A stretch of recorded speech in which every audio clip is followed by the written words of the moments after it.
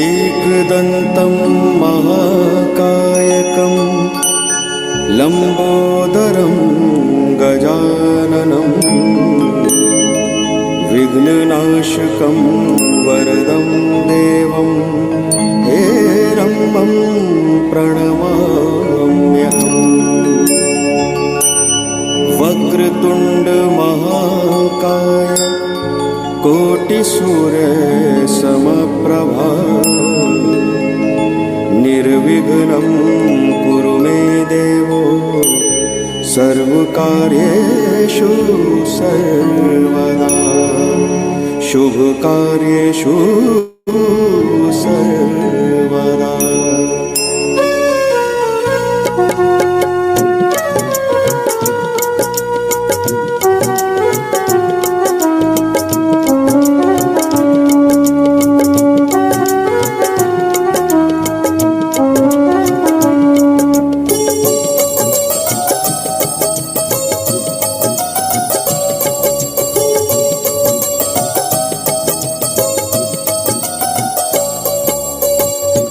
जय गणेश गणनाथ दयानिधि, जय गणेश गणनाथ दयानिधि। चरण शरण हम लागे तिहारे, चरण शरण हम लागे तिहारे। विघ्नेश्वर नाथ कृपानिधि, विघ्नेश्वर नाथ कृपानिधि। सकल विघ्न करो दूर हमारे, सकल विघ्न करो दूर हमारे। जय गणेश गणनाथ दयानिधि, जय गणेश गणनाथ दयानिधि।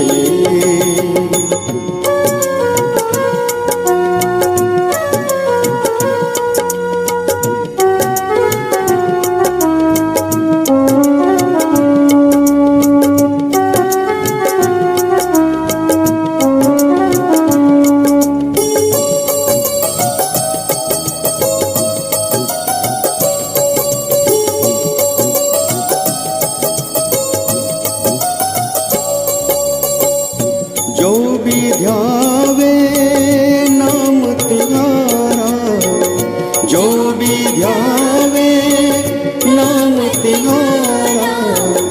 उसका तुमने काज संवारा, उसका तुमने काज संवारा।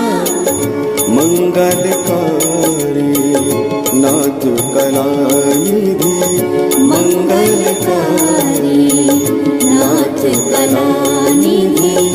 भाव भगति से तुमको पुकारे, भाव भगति से तुमको पुकारे।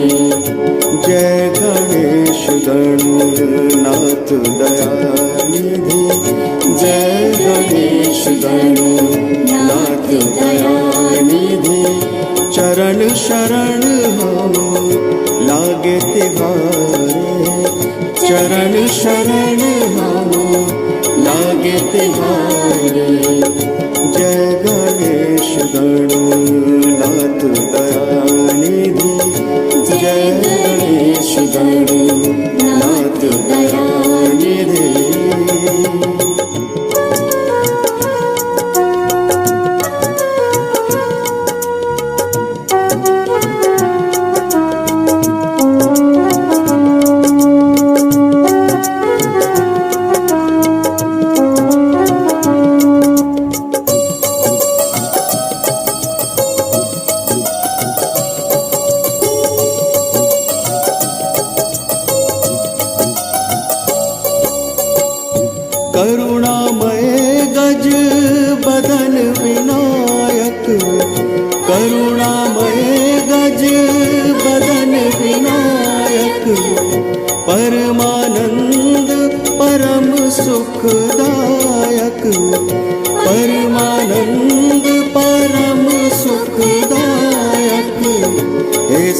सिद्धेश्वर हे सिद्धेश्वर हे विद्यानिधि हे सिद्धेश्वर हे विद्यानिधि हर मुश्किल से तू ही उबारे हर मुश्किल से तू ही उबारे जय गणेश गणनाथ दयानिधि जय गणेश गणनाथ दयानिधि चरण शरण हो लागे तिहारे चरण शरण हो लागे तिहारे जय गणेश गणनाथ दयानिधि जय Ganesh Gananath Dayanidhi.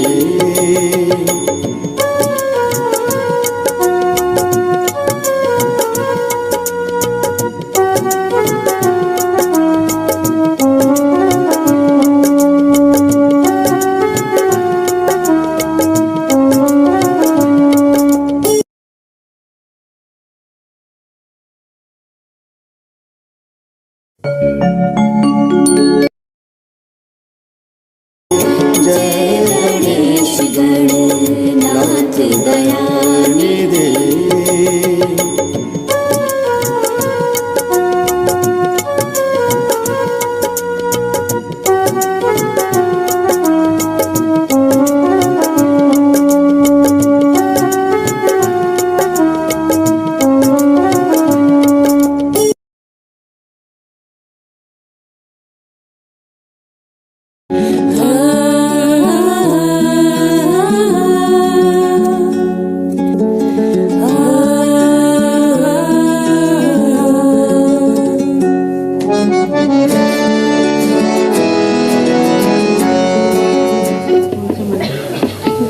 We are now on the lotus feet of Shri Mataji. Therefore we are singing the same song. You may also accompany us.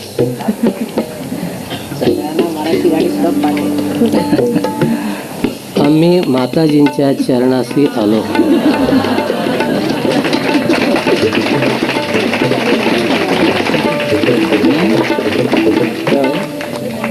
सहजयोगी अनंत रामले यांचं हे गीत आहे आणि ते आपणापुढे आम्ही सादर करीत आहोत.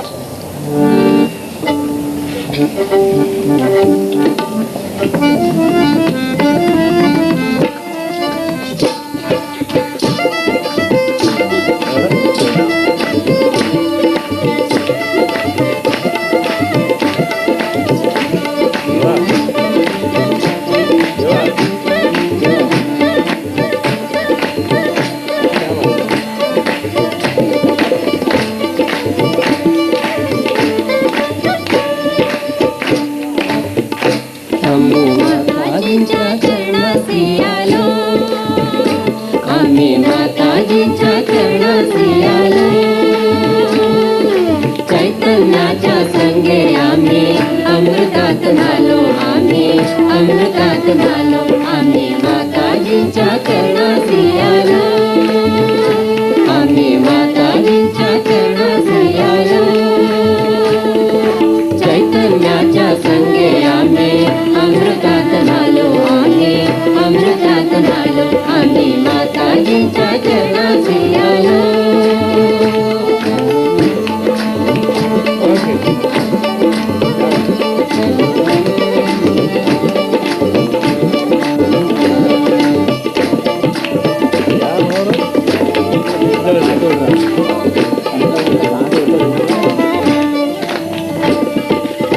जाणीवती जीवा कधी नाही झाली. जाणीवती जीवा कधी नाही झाली. शक्ती कुंडलिनी शरीरे व्यापिनी. शक्ती कुंडलिनी शरीरे व्यापिनी. जाणीवती जीवा कधी नाही झाली. शक्ती कुंडलिनी शरीर व्यापिनी. तुझ्या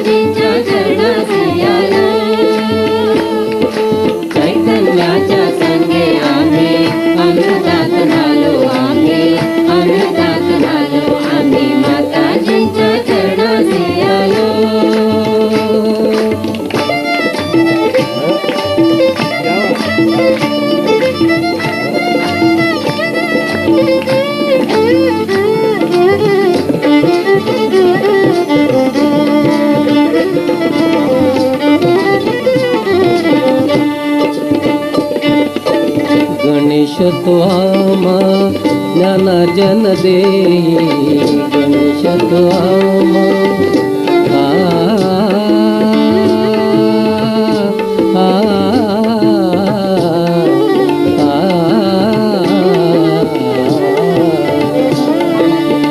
गणेश तो आम्हा ज्ञानार्जन देई, गणेश तो आम्हा ज्ञानार्जन देई, माता निर्मला ही विश्वाची आई, माता निर्मला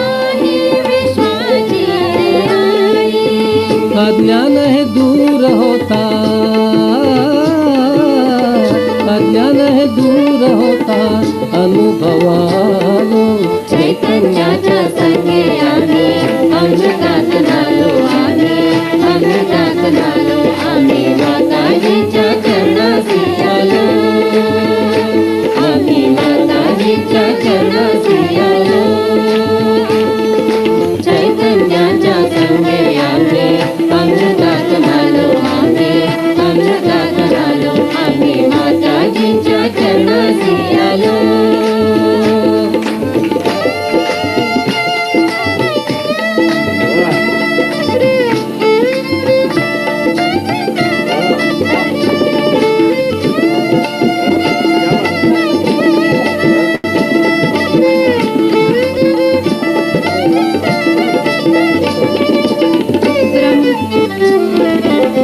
ब्रह्मदेव सांगे रे विष्णूच्या संगे, शक्तिवान आम्ही भगवती ब्रह्मदेव सांगे रे विष्णूच्या संगे, शक्तिवान आम्ही भगवती संगे.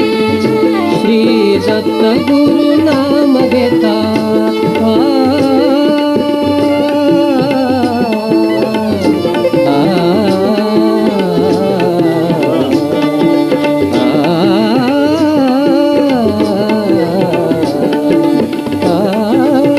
दत्त गुरु नाम घेतात अनाहती आलो. चैतन्याच्या संगे आम्ही अमृतात झालो, आम्ही अमृतात झालो, आम्ही माताजींच्या चरणाशी आलो, आम्ही माताजींच्या चरणाशी आलो. चैतन्याच्या संगे आम्ही अमृतात झालो, आम्ही अमृतात झालो, आम्ही माताजींच्या चरणाशी आलो.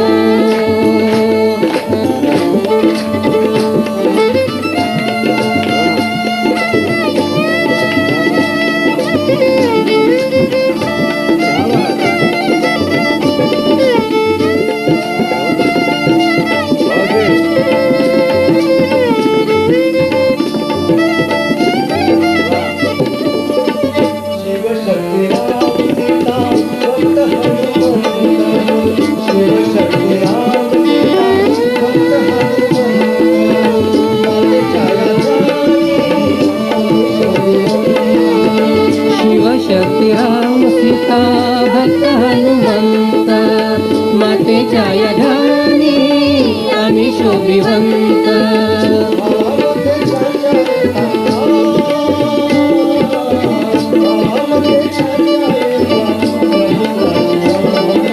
चैतन्याच्या संगे आम्ही अमृतात झालो, आम्ही अमृतात झालो, आम्ही माताजींच्या चरणाशी आलो, आम्ही माताजींच्या चरणाशी आलो. चैतन्याच्या संगे आम्ही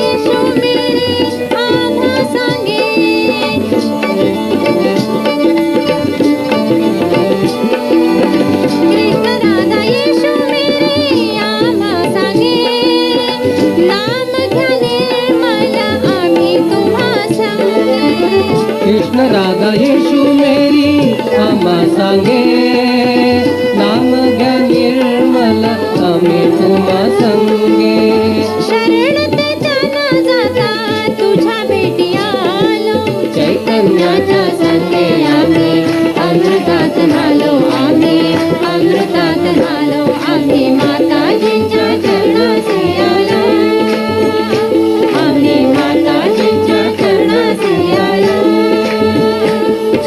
चैतन्याच्या संगे आम्ही अमृतात न्हालो आम्ही अमृतात न्हालो आम्ही माताजींच्या चरणाशी आलो आम्ही माताजींच्या चरणाशी आलो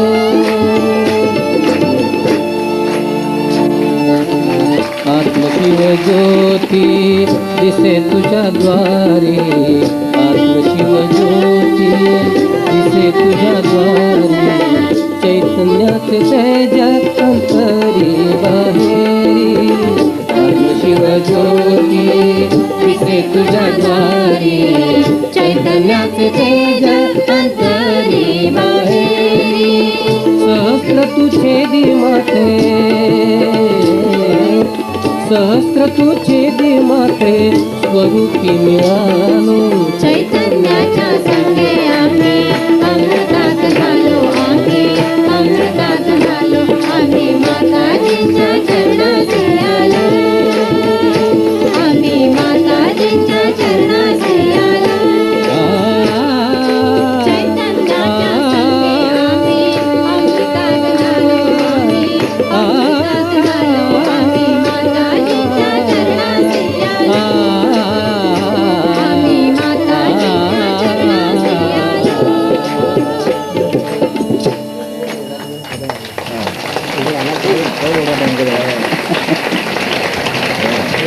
क्या बात है.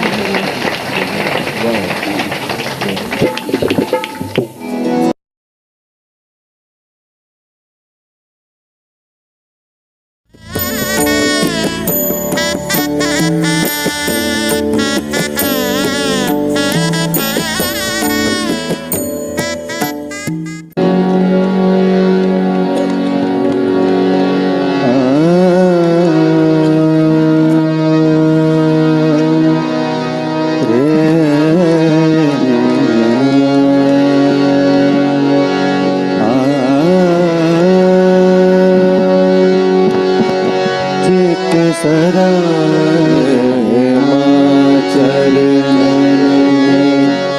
चित सदा रहे माँ चरणन चित सदा रहे माँ चरणन चित सदा रहे माँ चरणन करो प्रार्थना शुद्ध हृदय से करो प्रार्थना शुद्ध हृदय से ध्यान स्वतः हो जाएगा ध्यान स्वतः हो जाएगा चित्त सदा रहे माँ चरणन में चित्त सदा रहे माँ चरणन में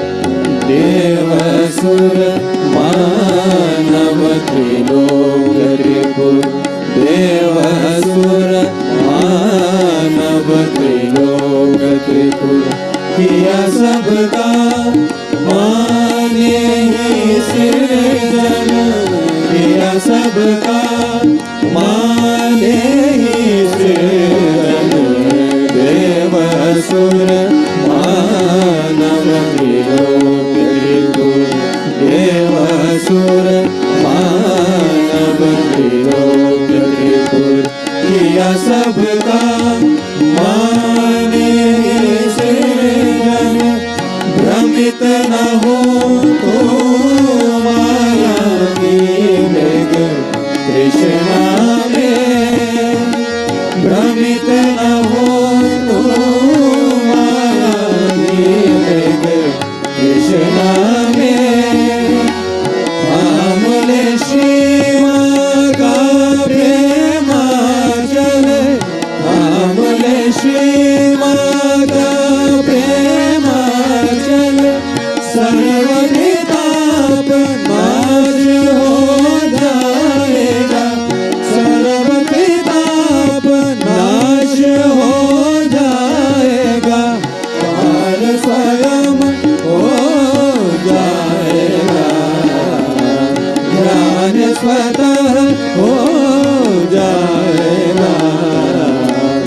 चित्त सदा रहे माँ चरणन में, चित्त सदा रहे माँ चरणन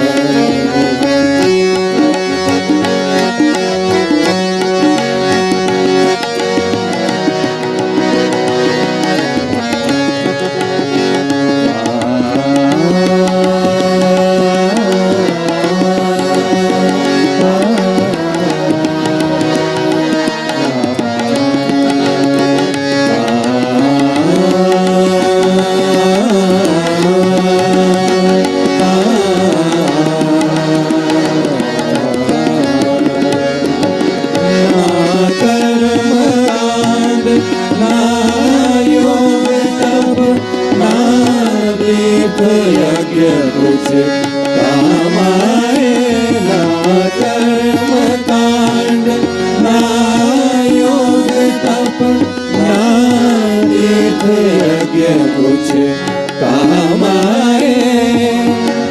जो पूजे माँ को शुद्ध हृदय से, जो पूजे माँ को शुद्ध हृदय से, परम पद पाएगा पाएगा, परम पद पाएगा पाएगा। ज्ञान स्वतः हो जाएगा, ज्ञान स्वतः हो जाएगा। चित्त सदा रहे माँ चरणन में, चित्त सदा रहे माँ चरणन में।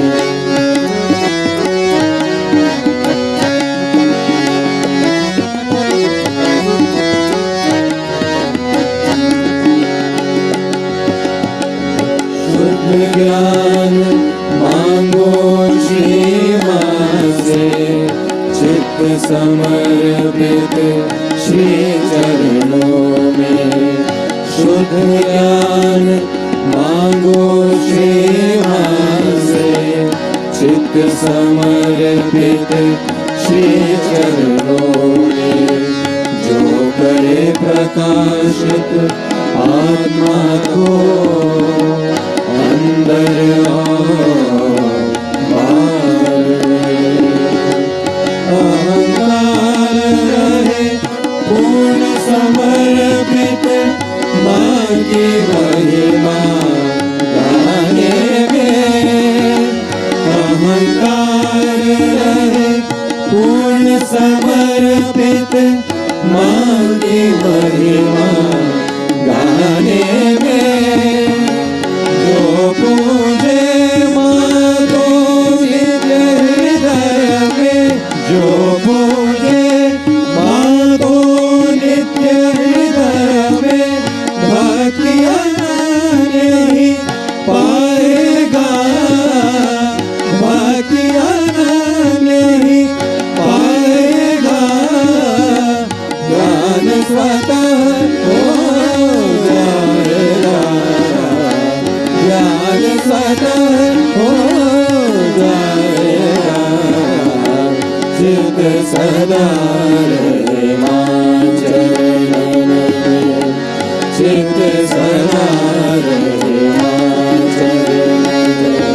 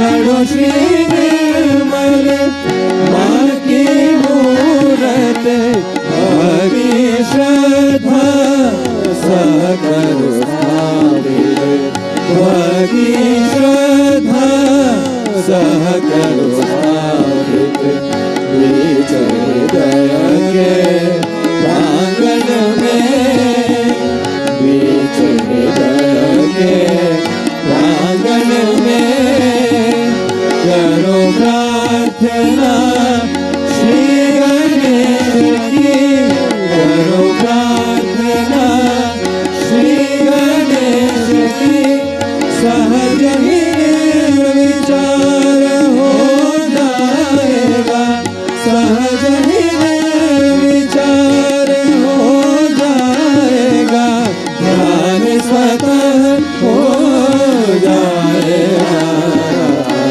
ध्यान स्वतः हो जाएगा चित्त सदा रहे माँ चरणन में चित्त सदा रहे माँ चरणन में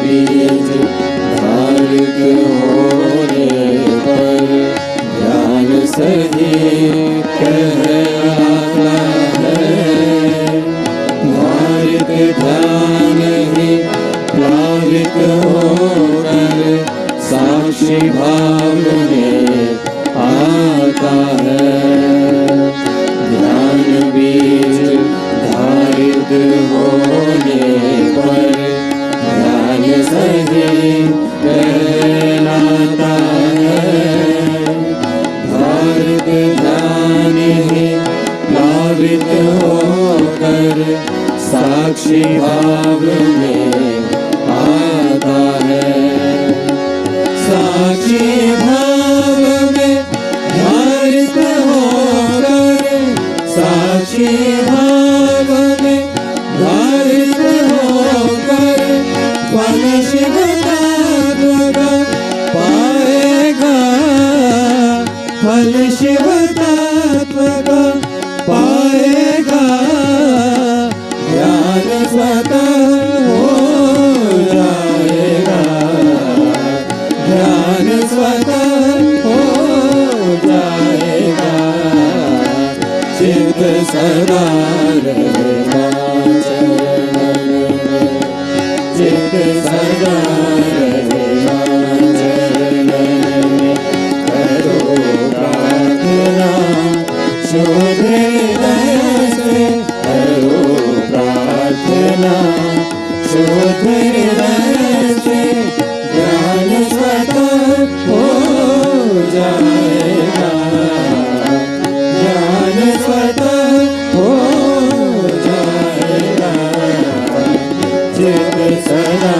रहे माँ चरणन में चित्त सदा रहे माँ चरणन में चित्त सदा रहे माँ चरणन में चित्त सदा रहे माँ चरणन में चित्त सदा रहे माँ चरणन में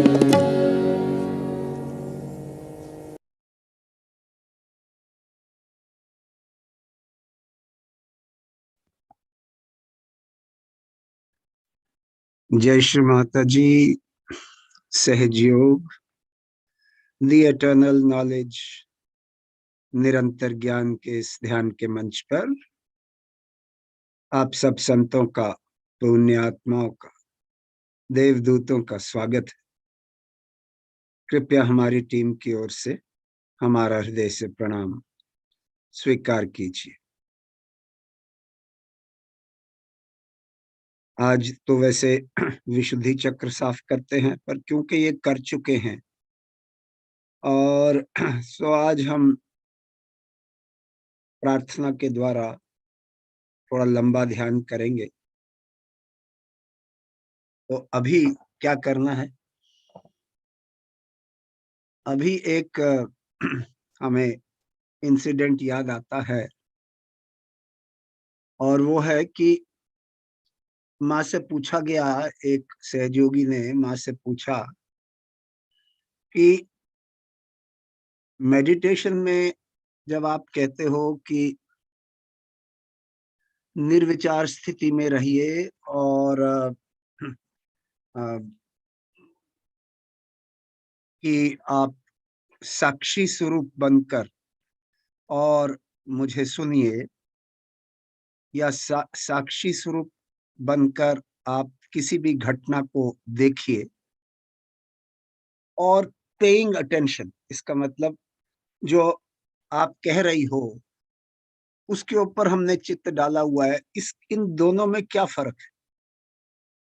तो श्री माता जी ने कहा तो बहुत फर्क है। एक में तो एक नॉन सहयोगी, मतलब जो रियलाइज सोल ना हो, जो आत्म साक्षात्कारी ना हो, वो भी जब टीचर कुछ कहती है तो वो अपना चित्त टीचर पर लगा के सुनते हैं। तो वो पेइंग अटेंशन उस तरीके का और साक्षी स्वरूप बनना तो बिल्कुल ही अलग है। फिर मैंने समझाया, साक्षी स्वरूप जब मैं कहती हूं तो वो एक स्थिति है, वो एक अवस्था है जिसको आपने प्राप्त करना है।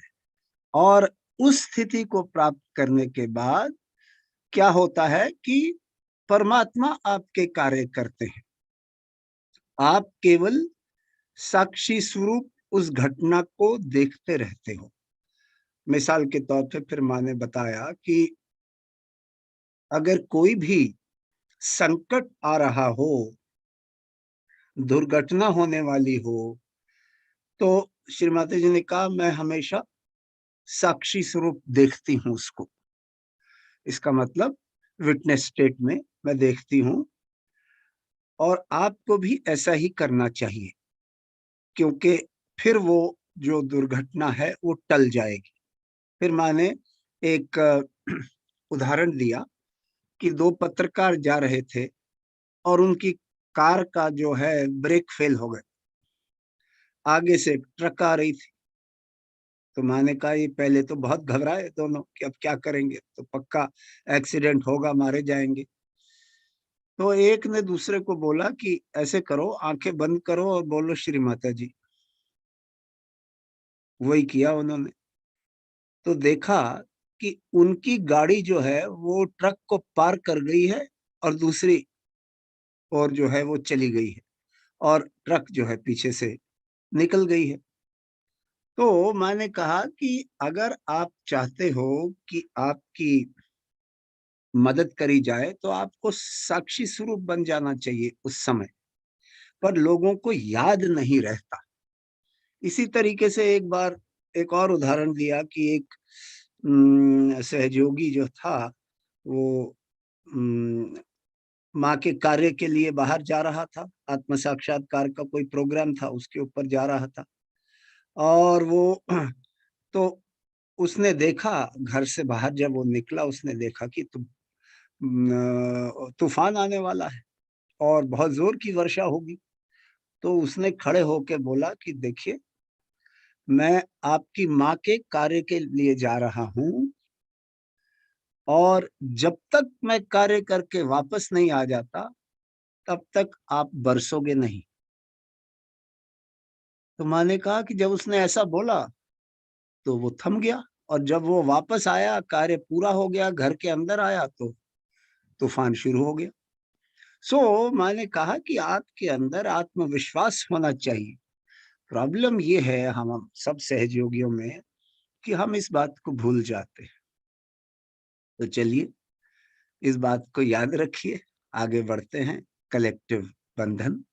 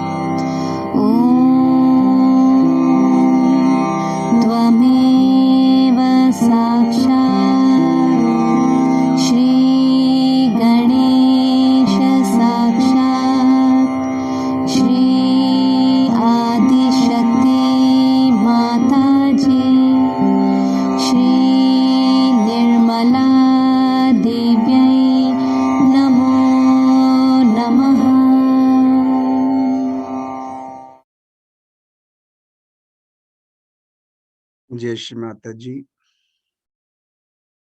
दोनों हाथ माँ की ओर, चित्त सहस्त्रार पर, नजर माँ की बिंदी पर।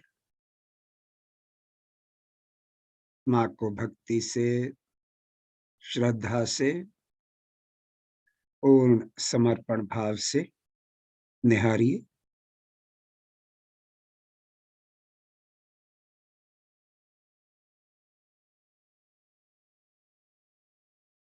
और मन के प्रति, माँ के प्रति सुंदर सुंदर भाव बनाइए।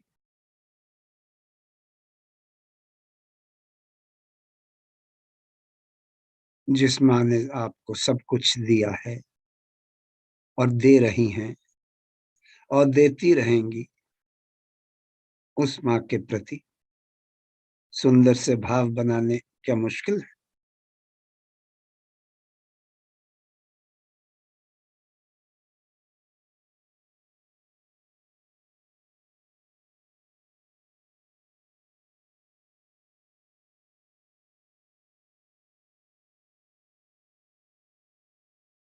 अगर आप इतना भी बोल देंगे कि माँ माँ मेरे लिए तो आप ही सब कुछ हो, यू आर एवरीथिंग,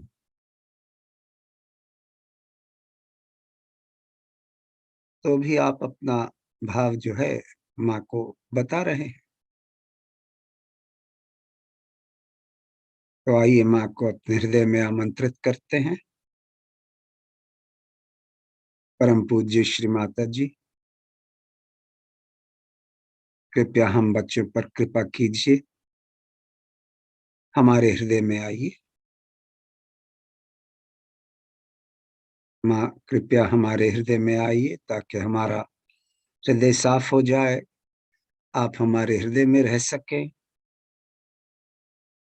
और हम आपकी अपने हृदय में पूजा कर सकें, भक्ति कर सकें, ध्यान कर सकें।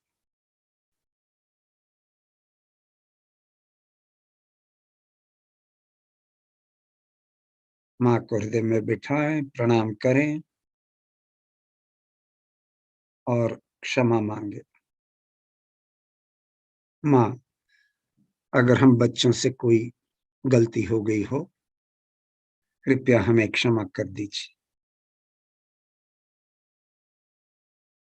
माँ, जिसने भी हमें चोट दी है, कृपया उसे भी क्षमा कर दीजिए।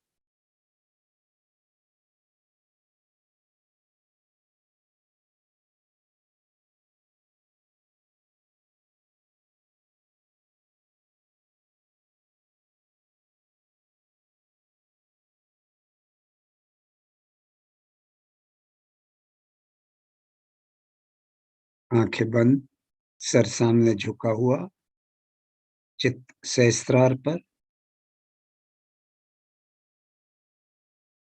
बंद आंखों से अपने आप को देखिए।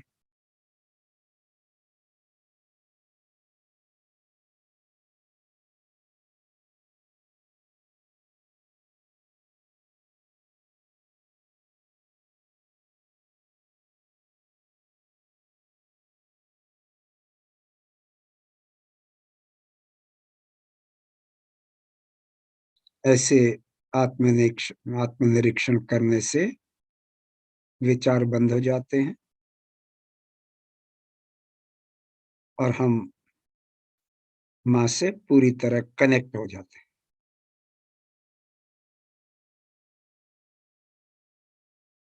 तो आइए अब माँ से प्रार्थना करते हैं।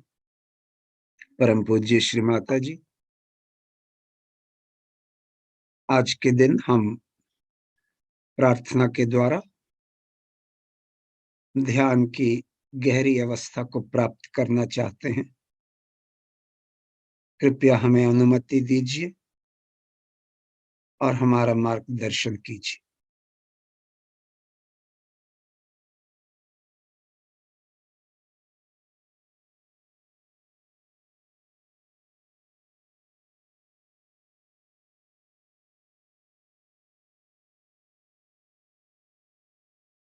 माँ, कृपया हमें शांति दीजिए,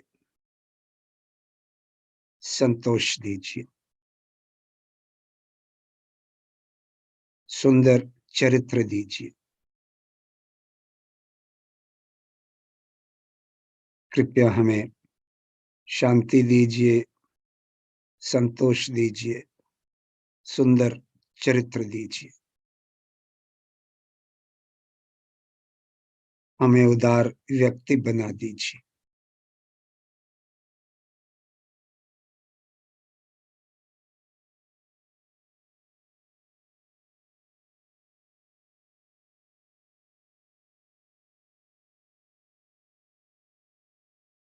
माँ, कृपया हमें प्रेम दीजिए, ऐसा प्रेम जिससे हम सबको प्रेम कर सकें और सबको प्रेम में एक कर सकें।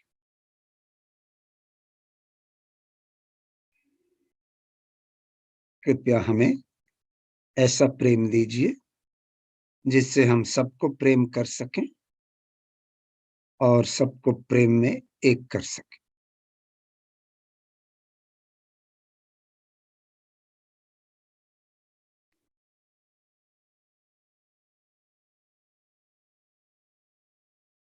कृपया हमें निर्वाज्य प्रेम दीजिए।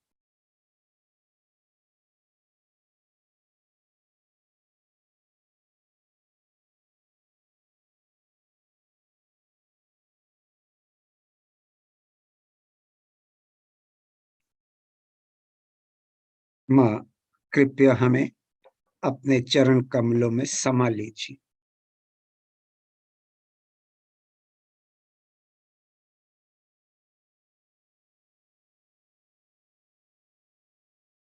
कृपया हमें अपने चरण कमलों में समा लीजिए।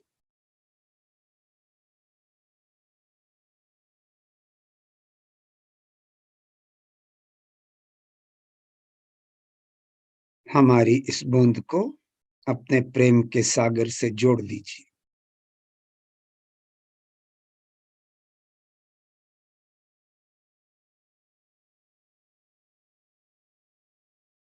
कृपया हमें माधुर्य दीजिए, मिठास दीजिए।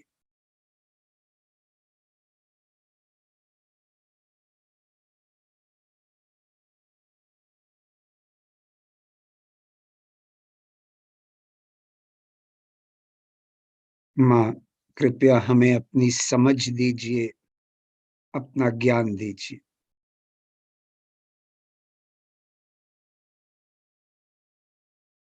कृपया हमें अपनी समझ दीजिए, अपना ज्ञान दीजिए।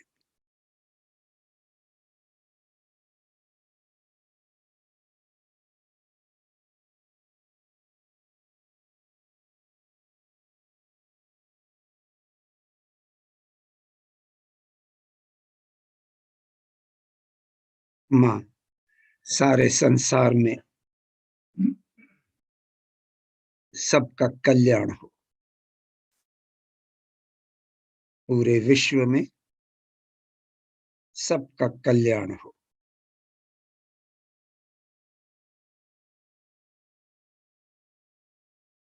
सबका हित हो,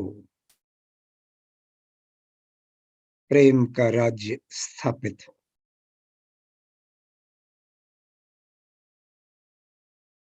माँ, पूरे विश्व में सबका कल्याण हो, सबका हित हो, प्रेम का राज्य स्थापित हो।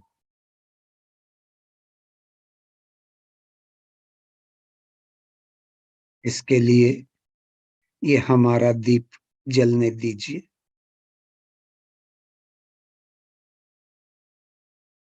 इसके लिए ये मन लगने दीजिए।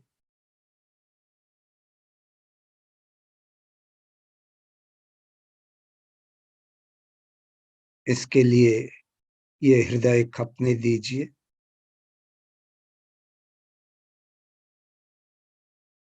इसके लिए ये शरीर मिटने दीजिए।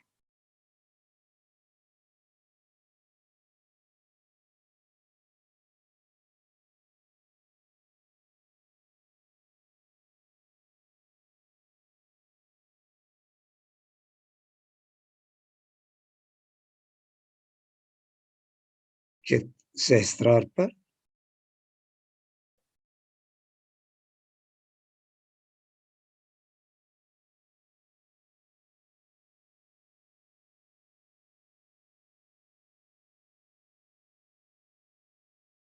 माँ, कृपया हमें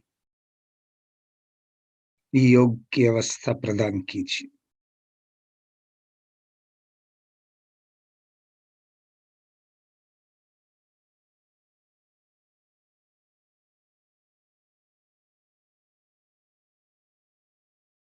कृपया हमें हमारी आत्मा से जोड़ दीजिए।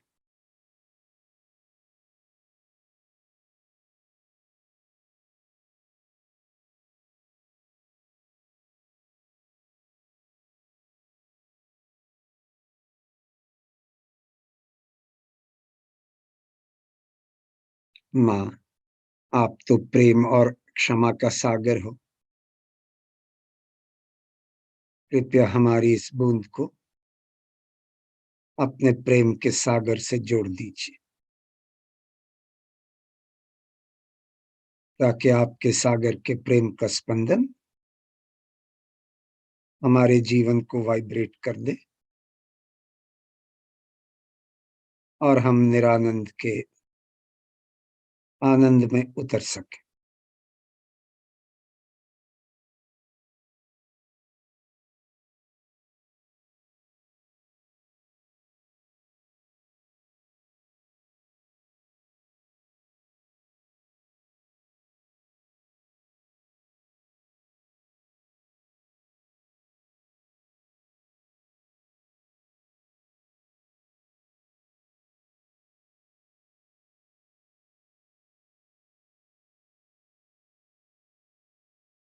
चित्त को सहस्त्रार पर रखते हुए केवल महसूस कीजिए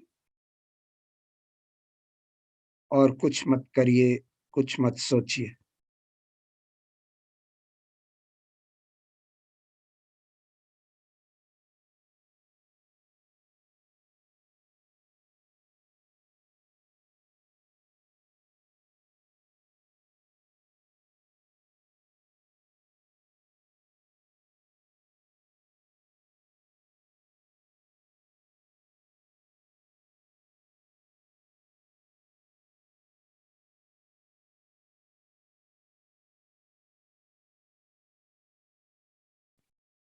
परम चैतन्य को मौका दीजिए कि वो आपको उस स्थिति में पहुंचाए जहां आप जाना चाहते हो।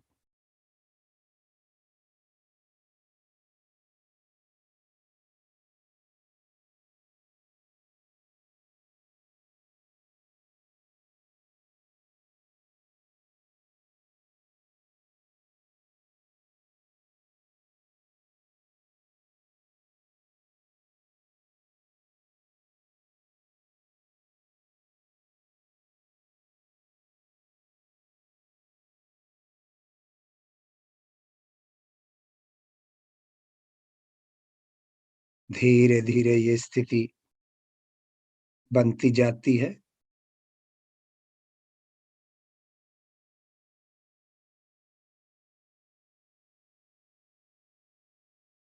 जैसे जैसे हमारी ब्रह्म नाड़ी खुलती है,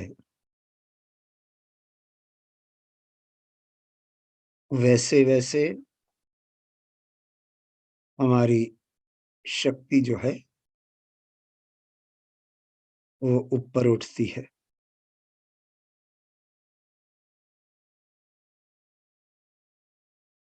और शक्ति के जो रेशे हैं वो बढ़ते चले जाते हैं, जिससे हमारा कनेक्शन जो है वो और गहरा होता चला जाता है।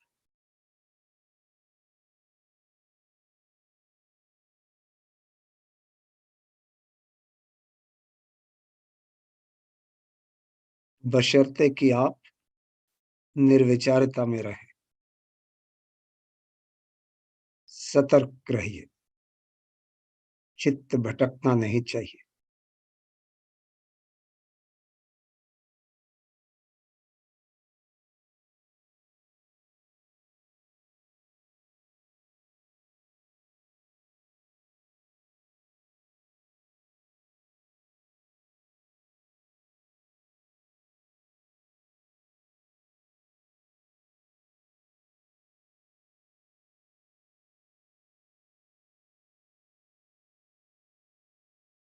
चित्त को थोड़ा ऊपर उठाइए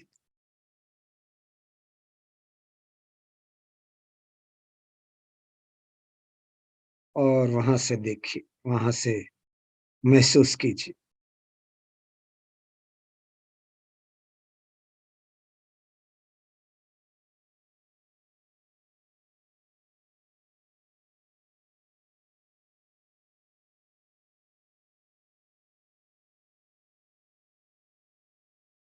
और ऊपर उठाइए अपने चित्त को।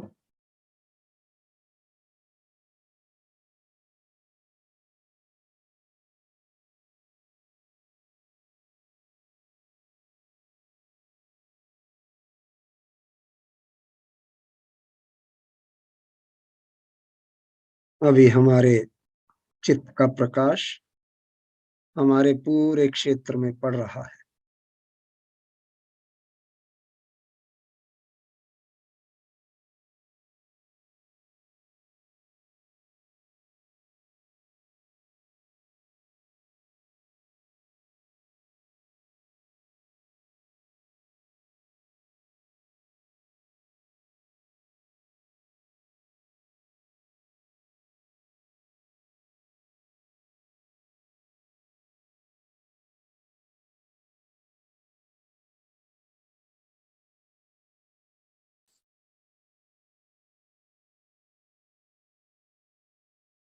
माँ से प्रार्थना कीजिए कि माँ, हमारे इस पूरे क्षेत्र में सबके अंदर प्रेम की भावना जागृत हो।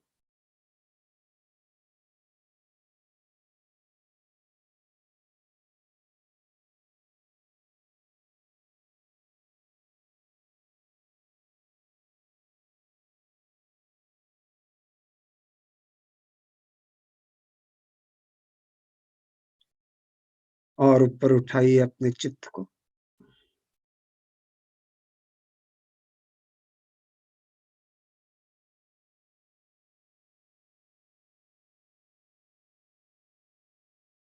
अपने पूरे प्रदेश पर चित्त डालिए।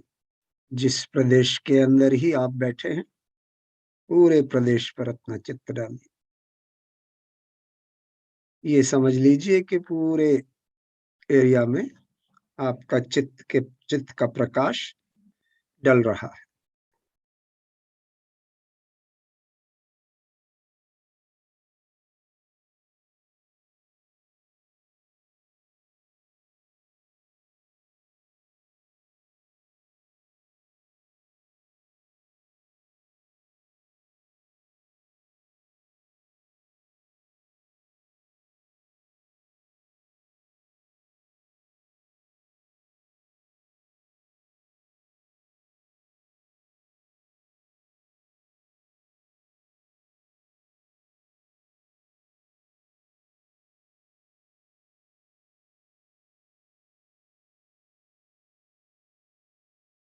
माँ से प्रार्थना कीजिए कि माँ,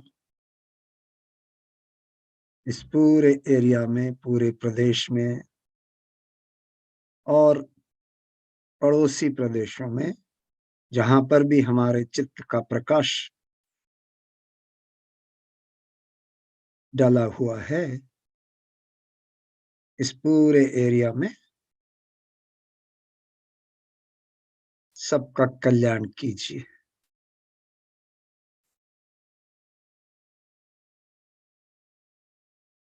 जितने भी पीड़ित लोग हैं, उनका भी कल्याण कीजिए माँ।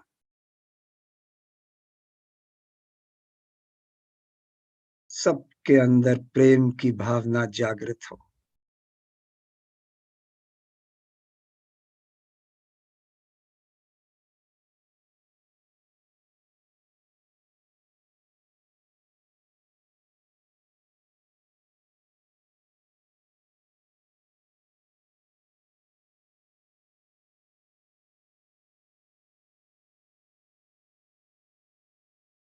और ऊपर जाइए और पूरे देश पर अपना चित्त डालिए।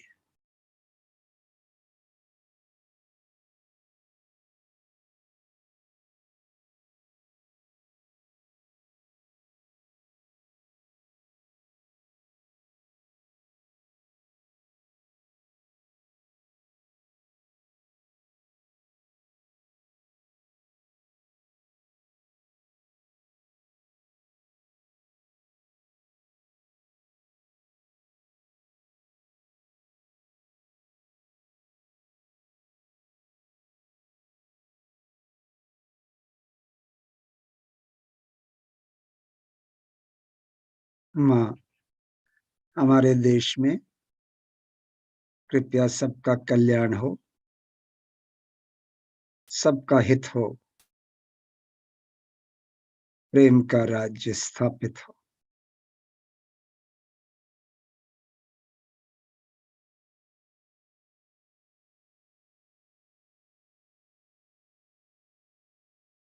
जो लोग भी घृणा की राजनीति कर रहे हैं, माँ उनका सफाया कर दीजिए। पूरे देश में कृपया प्रेम की लहर बह जाए, यही हमारी इच्छा है।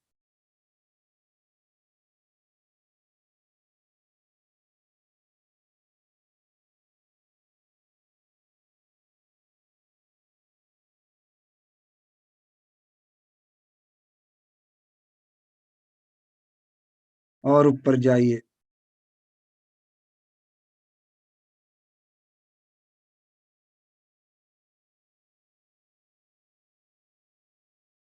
पूरी धरती पर अपना चित्त डालिए।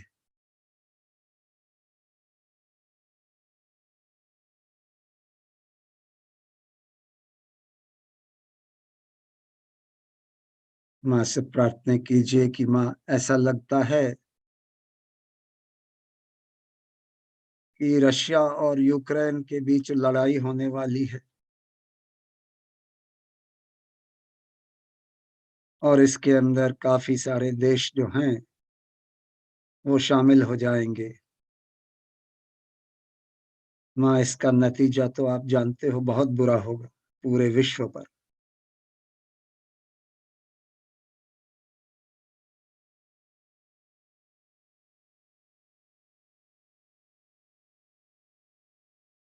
आपसे प्रार्थना है माँ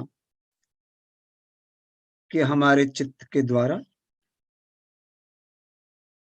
इनके लीडर्स के अंदर ऐसी भावना पैदा हो,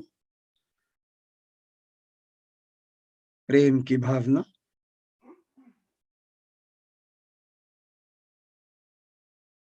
और इनको सद्बुद्धि प्रदान कीजिए के लीडर्स को, ताकि वो समझ सकें कि किस दिशा में वो आगे बढ़ रहे हैं।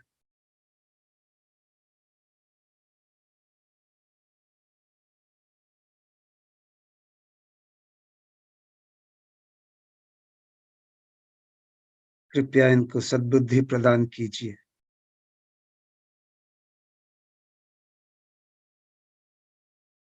ताकि प्रेम से समझौता कर लें।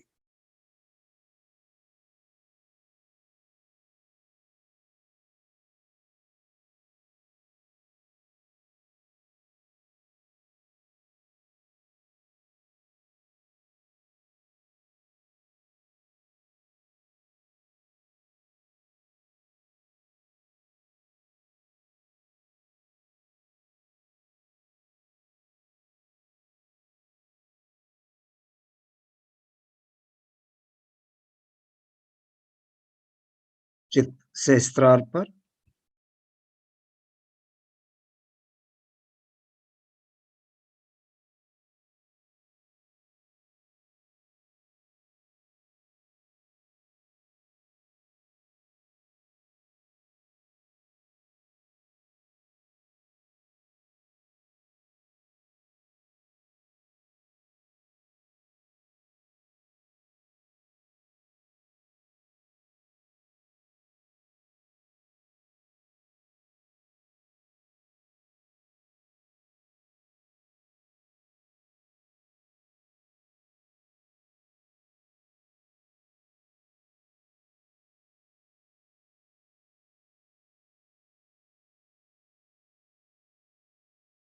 माँ, कृपया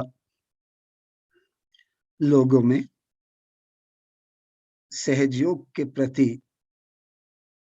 ऐसी भावना उत्पन्न हो कि वो सहयोग को अपना सकें।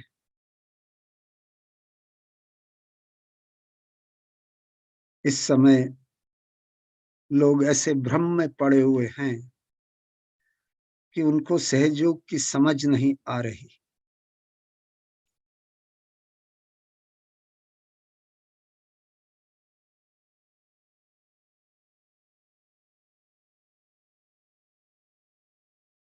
कृपया कोई ऐसा तरीका निकालिए जिससे लोग सहजयोग को समझ सके और उनके अंदर ये भावना पैदा हो कि वो सहजयोग को अपना सके।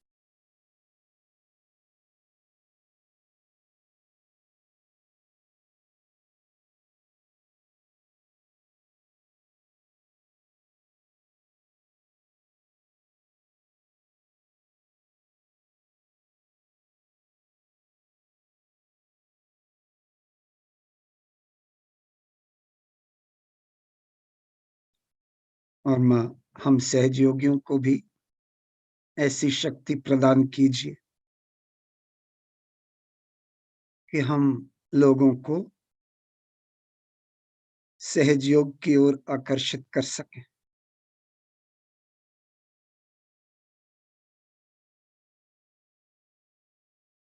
ऐसा ज्ञान दीजिए, ऐसी समझ दीजिए कि हम लोगों को सहयोग उसी तरीके से समझा सकें जिससे वो समझ जाएं।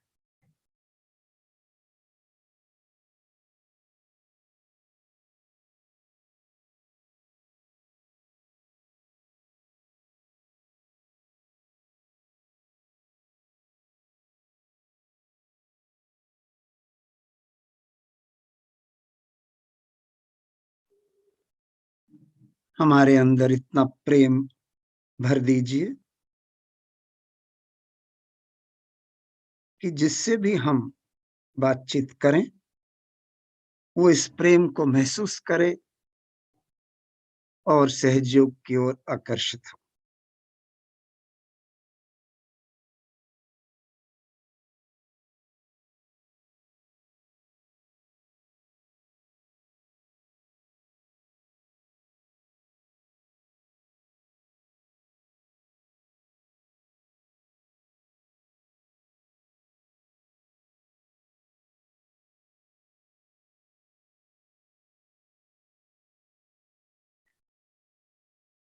माँ, पूरे वातावरण में ऐसी संवेदनशीलता होनी बना दीजिए कि सहयोग के प्रति उनके अंदर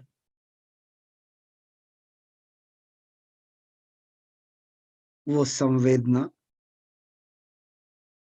जागृत हो जाए।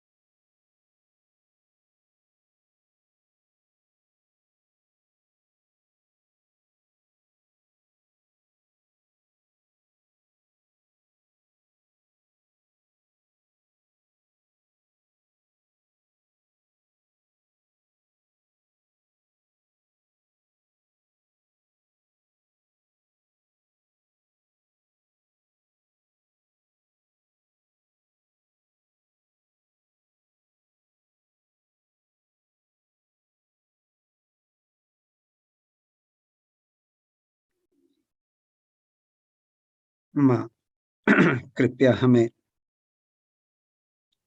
ऐसी गहराई दीजिए, ऐसे ध्यान की ऐसी गहराई दीजिए कि जहां पर भी हम जाएं, जिससे भी हम बातचीत करें, वो हमारी ध्यान की गहराई से प्रभावित हो जाए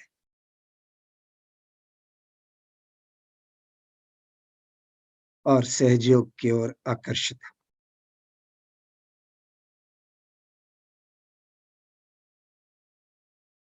हो। ऐसा ज्ञान दीजिए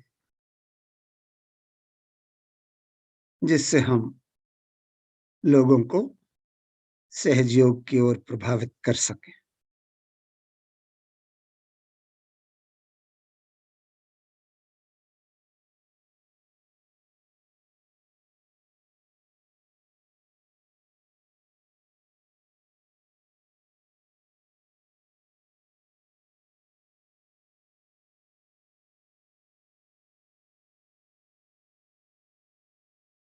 जय श्री माता जी। अभी हम माँ का एक प्रवचन सुनेंगे जिसमें माँ हमें समझा रही हैं कि इस सृष्टि को कैसे बनाया गया और इसके अंदर कैसे मानव जाति को बनाया गया। इस ज्ञान से हम वैज्ञानिक ना भी होते हुए लोगों को समझा सकेंगे इस सृष्टि के नियम, और इस ज्ञान के साथ आप लोगों पर प्रभावित होंगे अगर आप प्रेम से यही बातें लोगों को समझाएंगे। ये बहुत ही महत्वपूर्ण प्रवचन है, अंग्रेजी में है, कृपया सुनिए। हम आपको हिंदी में बाद में समझा देंगे जो लोग इंग्लिश बिल्कुल नहीं समझते। कृपया माँ की अमृतवाणी लगाएं।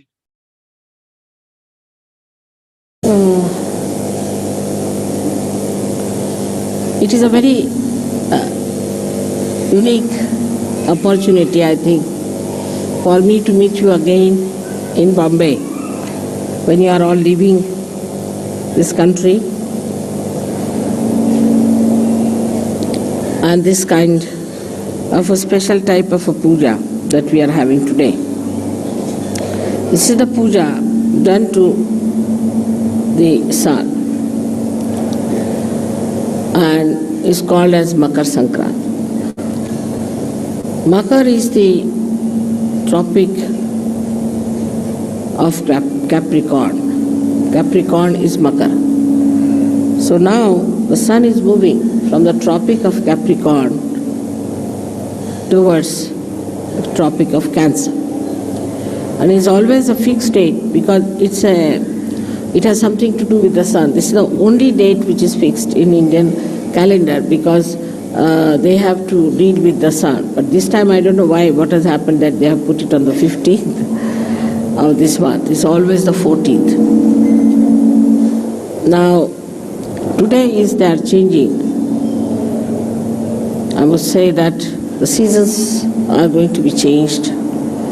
We've got 6 months when this moves, sun moves towards the southern hemisphere and makes it warm. And when it comes to the northern hemisphere from tomorrow. So today is the last day, which we say that is the day which is the coldest day, according to Indian understanding. After this, the heat will start growing, and we can do anything that is auspicious, any auspicious things can be done after this puja is over during the summertime. Though it's very hot in summer, still people want the sun to rule us and to give us warmth because of him only all the fields and all the vegetables, all the fruits, everything grows. And that's why when the 6 months the sun is not here, we call it as Sankrant, meaning a calamity in a way.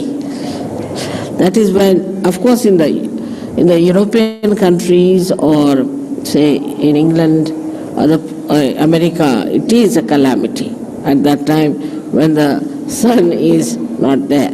But even here, it is regarded as a time. Today is the day that the end of the Sankrant, means the end of the calamity is over. And they give something sweet to eat, which is also mixed with sesame seeds.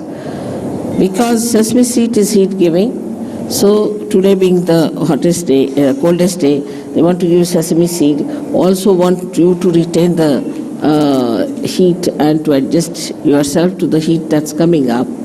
This is all thought of in a way, in a very gross level, on a very gross level, that we should keep the people warm enough. Also, it is said that the warmth of love should be expressed at this time for people, because it's the coldest day. So they say that we give you this special thing for you to say something sweet, that is god bola, means you say something sweet to us.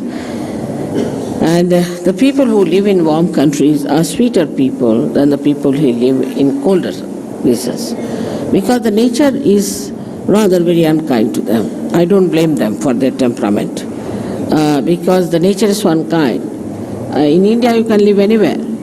You can live under a tree, you can live in a forest, anywhere you can live quite happily, as long as there is water to drink and water to bathe. And there's not such a problem as we have to face in the other parts of the world, where if you have to go out of the house, you take about 15-20 minutes to dress yourself up.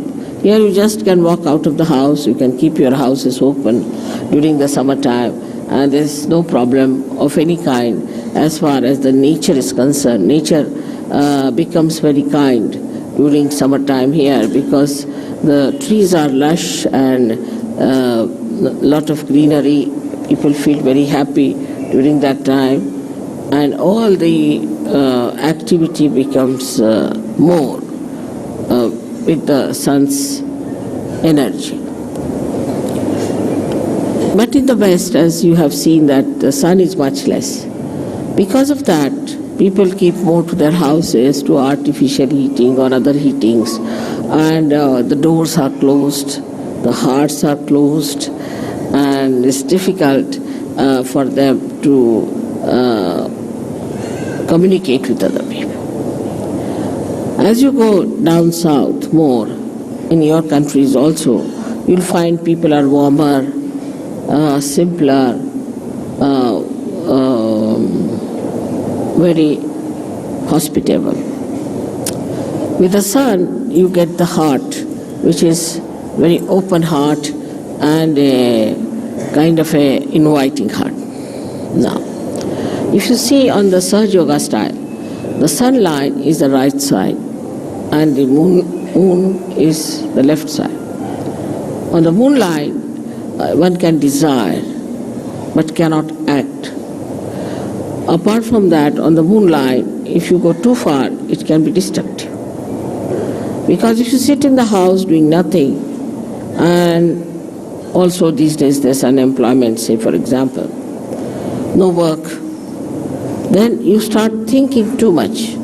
And this thinking is just a desire, energy working out, no action. And without the action, this energy can become very destructive. That is why we find that people, they say that empty mind or is the devil's workshop. Where people do not act, when the action doesn't take place, then it can be quite destructive. लावून द्या पंखा थोडासा आणखी वाढवून द्या हां आणखी वाढवून द्या हा वाढवा थोडंसं वाढवून द्या बस हां. So the whole situation is different in a country which is warm and a country which is not warm. But in a country where it is very warm also, like Africa, there are complications due to too much of heat. Like we have the topic of, the equator passing through, and it heats up that area so much that it becomes full of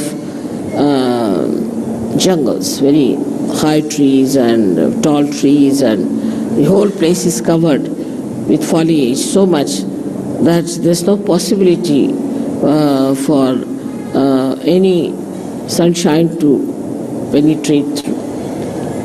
and it's quite dark, it's full of darkness. So that extreme also comes in the same category as the extreme of the cold season. Now such people live there, and they naturally, because the sun is less, so they do not grow much, and they can be primitive people, and they can be quite aggressive, like they learn things from the animals, and they could be quite aggressive. So the balance has to be struck, and the balance is that we should desire and act. But the trouble is, in human atmosphere, there is a division of labor, I think. That one part of the country is thinking, another part of the country is acting. Under these circumstances, nothing will work out. So, a balance has to be struck where you have the Sushumna working out. Now, the Sushumna Nadi is the one where one would say is the equator. Is not equator, but is the axis of the Mother Earth. The axis of the Mother Earth is the Sushumna, and that has to act. And when it comes to that axis, it is the one that balances. Actually, there is nothing like a big pole inside the Mother Earth, which we can call it as an axis. There's nothing that is material inside the Mother Earth that we can call it as an axis, but it's the energy force which acts in such a manner that the Earth moves with such tremendous speed. When the cosmos is all spread out so much, it not only moves, but it creates day and night for us, so that daytime we can work and nighttime we can sleep, to give us a balance. Only also it moves in such a manner around the sun that half of the countries get the sun during the summertime and half of them get it during the winter time. That's the axis that acts and works out everything. Apart from that, this axis keeps all the distances necessary from other planets and other moving bodies in the cosmos. This axis is the intelligence of the Mother Earth. It is not only the intelligence, but it is the fragrance, and apart from it is the Sushumna Nadi, we can say, of the Mother Earth. Now, through this axis only, all these swambhus and all these great happenings of earthquakes and all that takes place. This axis is the one which moves. It's an energy. We can call it axis as the energy. It moves the lava into different directions and pierces through different areas to create earthquakes and also to have ज्वालामुखी लगा English में तो volcanoes, and all these things happen because the axis has sense what is to be done. This axis is the one that loves us. Because of this axis, we have seasons. The seasons are created beautifully to give us different varieties of food and varieties of things. The heat of the Mother Earth, if it is lost, then we'll have nothing on this earth. It will be all frozen, and there will be all snow, and we'll have no food, nothing, and it will be like moon living here. Now it is being specially created. First, the Mother Earth, when it was created through the heat of the sun. So we can say that the sun is the father of the Mother Earth. Then she was brought very close to the moon. So it cooled down, absolutely it cooled down, it was all snow.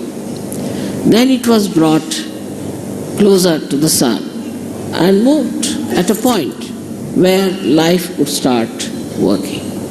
And that's how the whole thing was organized beautifully to make life grow in that area. Now, when the life started growing, gradually we know that how the carbon was formed. Now the carbon is formed by the same axis because there's heat in the axis, the energy of heat that converts the plants into carbon.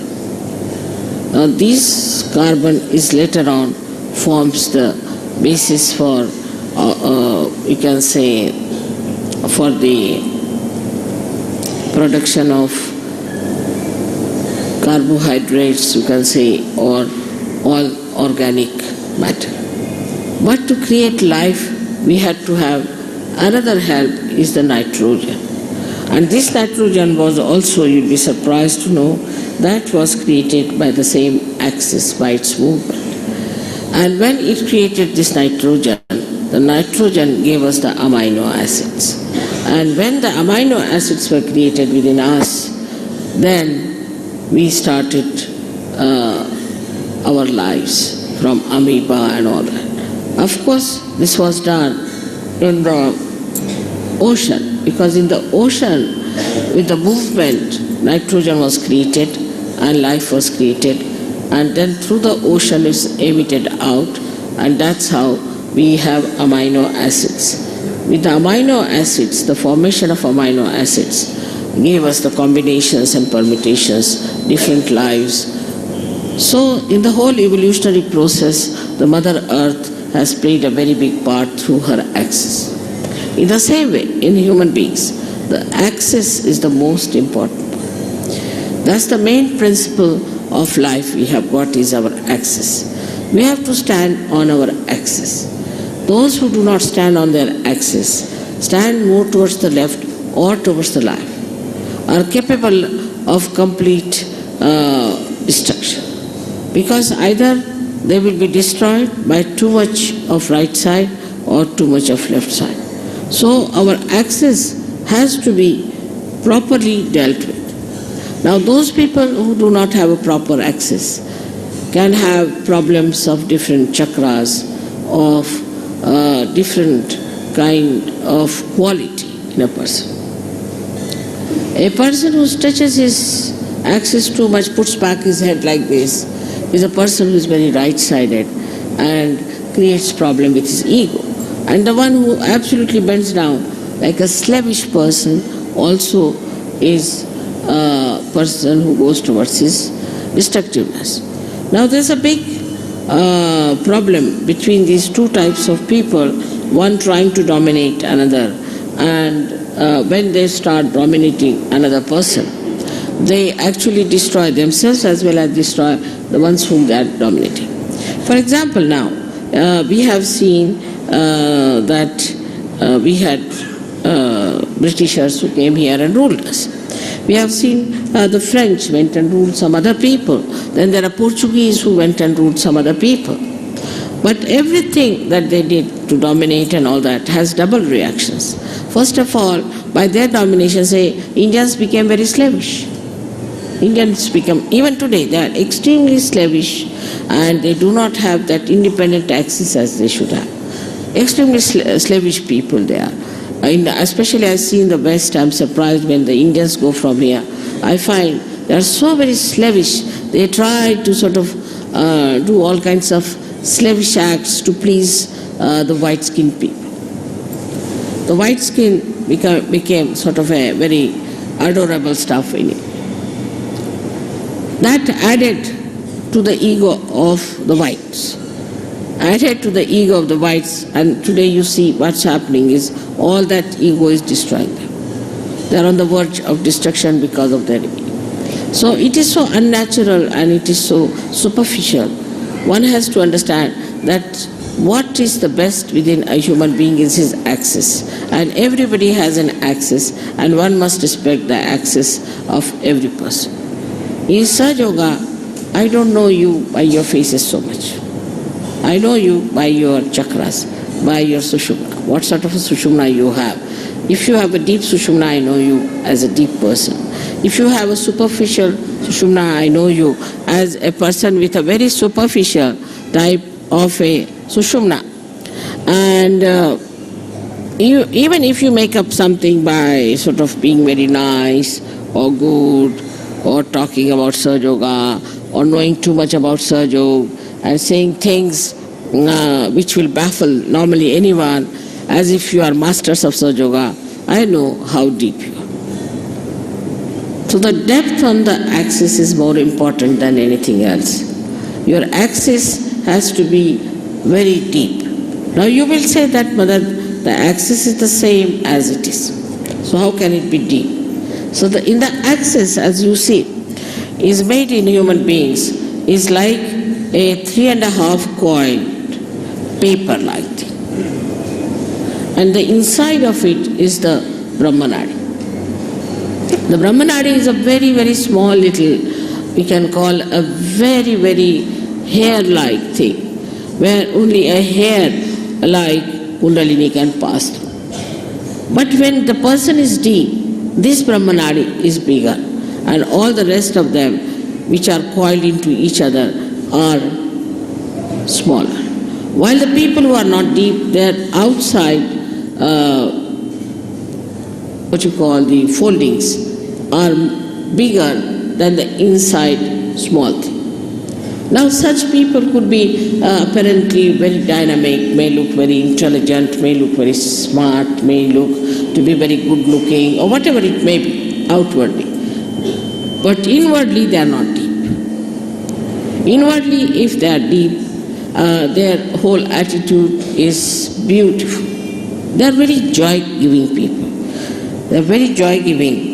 And the more, if you meet a person of another kind, he may look joyous, he may try to give you joy, but the joy won't be really that deep. It would be like a joy killing. So it is important for us to make our axis deeper. And that is where we lack the proper assiduity, the proper effort we have to put in. Now some people have automatically very deep axis, and some people have very, very, what should you say, a very constricted type of the axis. This axis has to be grown. Now when you come for my puja and all that, I do expand it, I agree. But it is a temporary thing. To retain it at that point, one has to work at home, in the collective also. One has to work very much at home with meditation. But it should be done seriously. It should not be just a joke, to be frivolous, to be stupid. That's not the way. It should be done very seriously in the meaning that it is a devoted task you have taken. It's a meditative thing. It's a prayer to God. We can call it, it's a puja to God. Is to be done with that reverence, because reverence is the key of achievement. If you have no reverence about yourself and no reverence of others, then it cannot be done. But first you must have reverence for your own life. What am I doing with my life? Where am I wasting it? Why should I waste it? Why should I be deep? After all, there must be some purpose of my life. Am I serving my purpose? Am I doing that? All these things, if they pop into your head, then you will understand it's very easy to fight out your ego. Because normally on small things people fight. I have seen that in SahajaYoga also people fight on things like, it's so useless, absolutely useless. To me it sounds stupid to even mention the way people fight over small things and quarrel. But a deep person, even if he doesn't speak much, even if he doesn't show off much, even if he doesn't sit in the front line, he expresses himself through his depth, because I can work out better through that. So to develop this, one must meditate. Important thing is to meditate every day, every day, every day. You may not eat your food one day, you may not sleep one day, you may not go to your office one day, you may not do anything that you are doing every day, but you must meditate every day. That's an important point to develop the central constricted part into a bigger area. Now, when that happens, that you start developing it, the first thing you will notice about yourself, that you do not care for any comfort. You're not bothered about any material thing. Whatever it is, you are above it. You just don't bother your head. Let it be. You just don't want to put your neck into a thing where you do not belong. You just get out of it and you think that, oh God, this is too much for me. I just don't care for it. So your whole attention now moves inward. When the attention starts moving inward, then it expands more. This is the inner part, which is called as the Brahmanadi, and starts expanding and expanding. Now, in small things also, say for example, if I have not mentioned somebody and mentioned somebody else, then they feel, oh, why didn't mother mention my name? It's too small a thing that it doesn't matter. As long as you have a deep access, you are with me, I am with you, absolutely one with each other. But these outward things are, oh, she gave a nice sari to another one, she never gave us a sari, she didn't do this, didn't do that. All those things, if it comes to your head, that means absolutely is true that there is something lacking within you. Or if you try to complain, oh, I went there, I had to go by a bus and I had to stand on this thing, that shows that you are not comforted at all.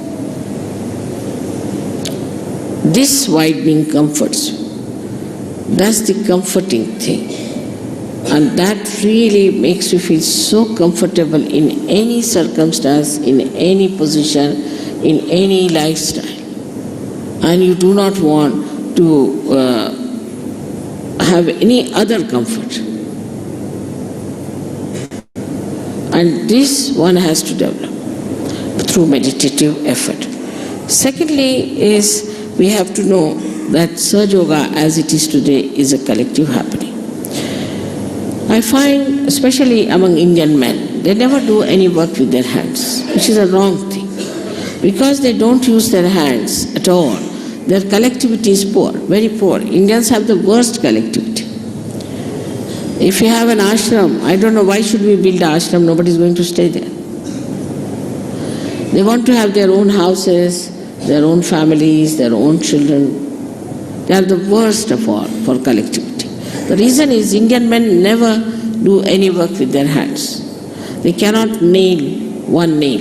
There are many like that. Leave alone repairing anything. They will stand with their hands on their hips and would just tell work to other people. See, there's a Marathi saying, very interesting, untavarun sheda hakne. That is to sit on a camel and to drive the goats. So that is very typical of Indian men. They cannot repair anything, they cannot do anything now. If supposing somebody is spreading something, they'll just stand like this, watch. They'll never put their hands to it. So for every Sahaja-yogi, it is important what we call as Sramadan. They have to do some Sramadan. Sramadan means the giving of some labor. And that is what we lack. That even if it comes to that, you better clean your house. You better clean outside of your house. Try to put some garden around your house. Try to paint your house. Do some sort of a work with your hand, which even if you don't have anything, you can even brush your hair or something like that. Whatever you think is the easiest you can start with, because I don't think people even do that. Even they don't shave themselves, they get a person to shave them. I mean, absolutely lazy lumps as that. Now, but on the contrary, we see in the West, people use their hands. Because of that, you see, because they can use their hands, they are very collective. So they score a point on being collective. While the Indians score a point because they are Indians and they have a heritage and they know what is Kundalini, they know about Ganesha, they know everything. So they score a point this side.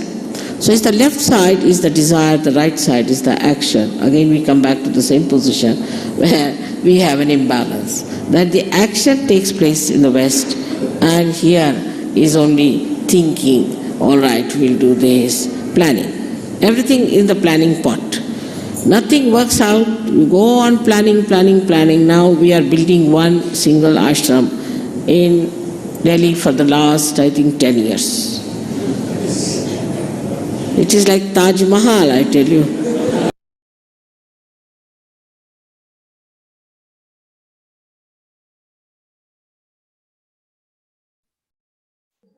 जय श्री माता जी।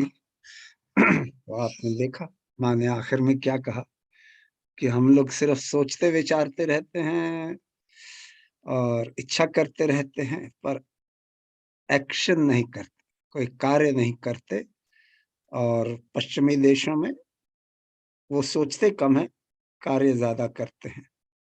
तो चलिए आइए थोड़ी देर ध्यान करते हैं, निशब्द ध्यान, और जो माँ ने समझाया उसको आत्मसात करते हैं।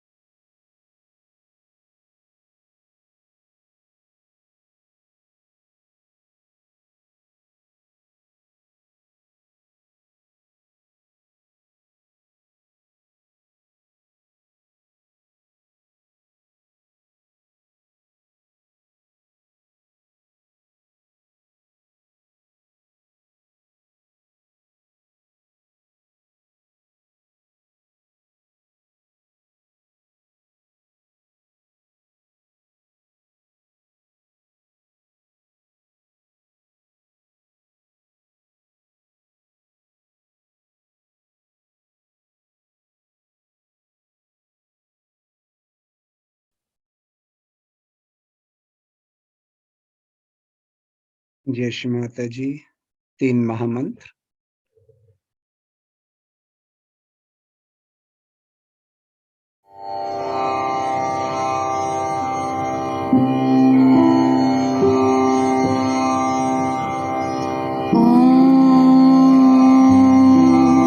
त्वमेव साक्षात् श्री महालक्ष्मी महासरस्वती महाकाली त्रिगुणात्मिका कुण्डलिनी साक्षात् श्री आदिशक्ति माताजी श्री निर्मला देव्यै नमो नमः। ॐ त्वमेव साक्षात् श्री कल्की साक्षात् श्री आदिशक्ति माताजी श्री निर्मला देव्यै नमो नमः। ॐ त्वमेव साक्षात् श्री कल्की साक्षात् श्री सहस्रा स्वामिनी मोक्षप्रदायिनी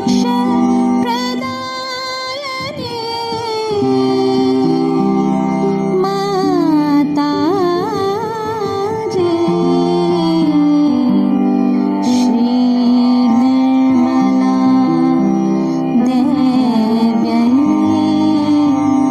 नमो नमः। श्री निर्मला देव्यै नमो नमः। श्री निर्मला देव्यै नमो नमः।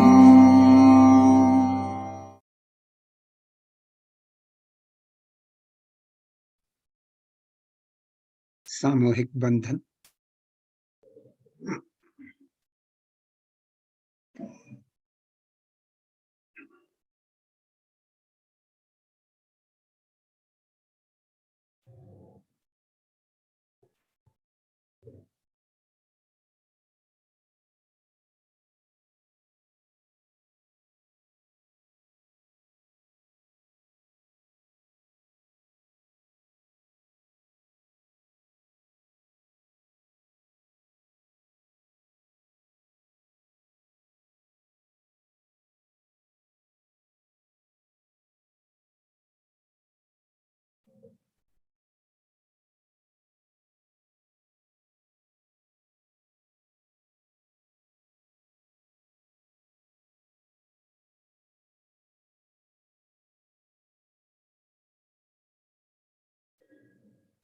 जय श्री माता जी। आज का जो माँ का प्रवचन था उसका नाम है श्री सूर्य पूजा। वो सूर्य पूजा और मकर संक्रांति पूजा में कोई अंतर नहीं है, सिर्फ इसको बुलाया ही सूर्य पूजा गया था। तो इसका नाम है इस प्रवचन का श्री सूर्य पूजा, या इस पूजा का नाम था श्री सूर्य पूजा। 10 जनवरी 1988 बॉम्बे में, मुंबई में हुई थी ये पूजा। 10 जनवरी 1988। ना आप लोग कुछ लोग शायद ये समझ रहे हो कि बड़ा कॉम्प्लिकेटेड सा था। नहीं, ये कॉम्प्लिकेटेड बिल्कुल नहीं था। बहुत ही बहुत ही सुंदर प्रवचन है। इसको समझ ये माँ ने वही चीजें समझाई जो बाकी प्रवचन में माँ ने दूसरे तरीकों से समझाई हुई हैं। लेफ्ट और राइट साइड के बारे में, चक्रों के बारे में, सुषुम्ना नाड़ी के बारे में, जो बाकी प्रवचनों में अलग तरीके से समझाई हैं, इस प्रवचन में बड़े वैज्ञानिक तरीके से माँ ने समझाया। और इस बात को समझिए कि अगर हमें हमारे पास ऐसी ऑडियंस हो, मतलब ऐसे लोग हों जो विज्ञान को ज्यादा मानते हैं, तो उनको हम वैज्ञानिक रूप से भी समझा सकते हैं कि सहज योग क्या है और कैसे कार्य होता है सहज योग। बहुत ही सुंदर प्रवचन है और हमें ये समझना चाहिए। तो मोटी मोटी बातें मैं आपको समझाता हूँ।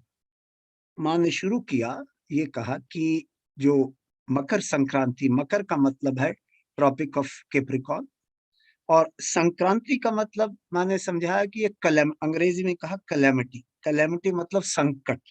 सो जब हम कहते हैं मकर संक्रांति का दिन, उसके बाद हम ये कह सकते हैं तो संकट जो है वो टल रहा है।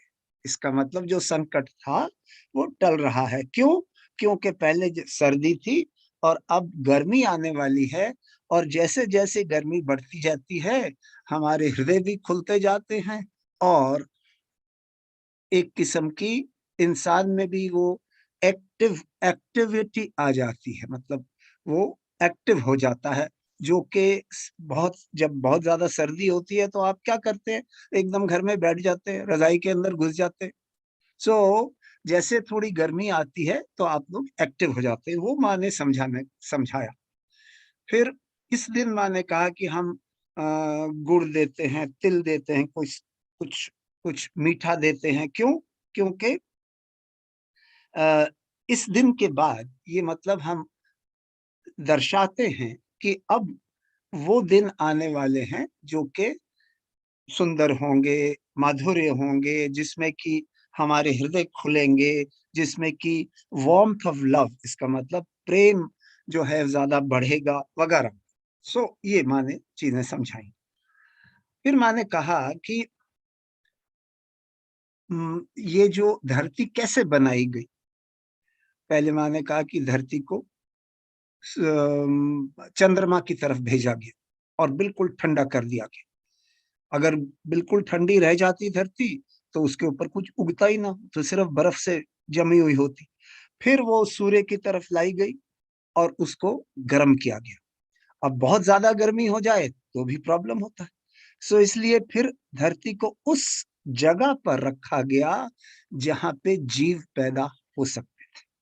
तो इस तरीके से माँ ने वैज्ञानिक रूप से समझाया कि कैसे धरती को ठंडा किया गया, गर्म किया गया, फिर उस जगह पर रखा गया जहां पर जीव हो सकते थे।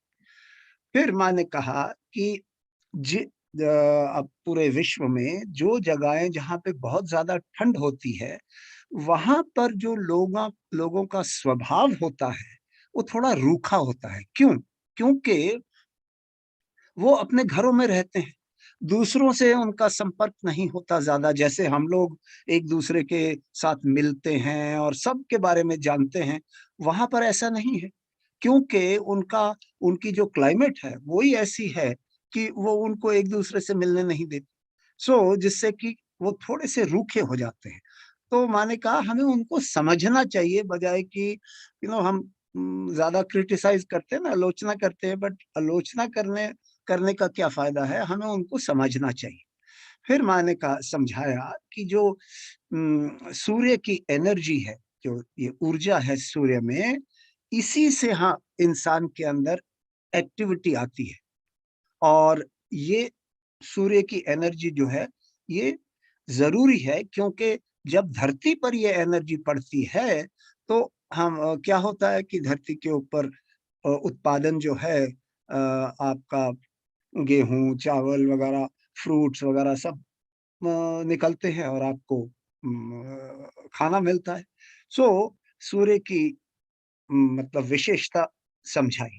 फिर मैंने कहा कि अगर हम बहुत ज्यादा चंद्रमा की तरफ हों, आप जानते हैं ना हमारी दो जो तीन नाड़ियां हैं, चंद्र नाड़ी जो ईड़ा नाड़ी है, सूर्य नाड़ी जो पिंगला नाड़ी है, और सुषुम्ना बीच में है।